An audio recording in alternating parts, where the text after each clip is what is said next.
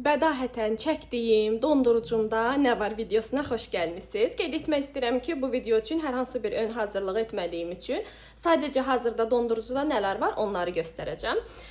Deməli, hazırda belə südüm var. Dostlar, bir qismini süd aşı etmişəm, qalanını isə dondurmuşam. Kənd südüdür və çıxarıb rahat istifadə etmək olur, qatıq çalmaq olur və s. Burada 3 qabda qiymə var. Hər biri üçün nə bişirəcəyim artıq planlanıbdır.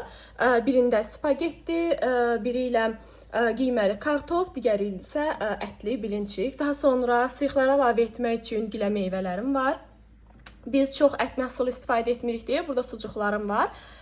Bəzi günlər pizza etmək üçün, yaxud belə yumurtaya əlavə etmək üçün. Lobyam bitdiyi üçün hazırda sadəcə noxudum qalıbdır. Və burada yuvarlaq və uzun sov kotletlər hazırlamışam. Birini qazan kotlet etmək üçün, digərini isə normal qızartmaq üçün. Normalda dolma və s.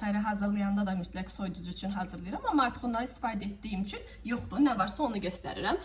Suyu mütləq belə qapaqlı bir qabda dondururam. Ağız açıq ümumiyyətlə olmaz dostlar.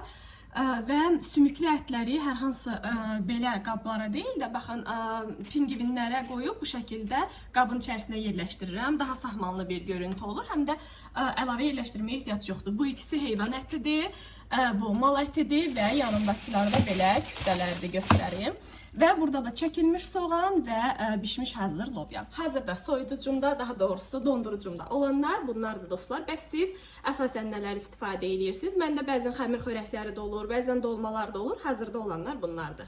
Hətta istəsəniz bir dəfə nələr hazırlayıram, ümumiyyətlə onunla bağlı bir video tərtib edərəm. Sırf hazırladıqlarımla bağlı çalışaram hamısını bir videonun içərisində hazırlayıb yerləşdirim.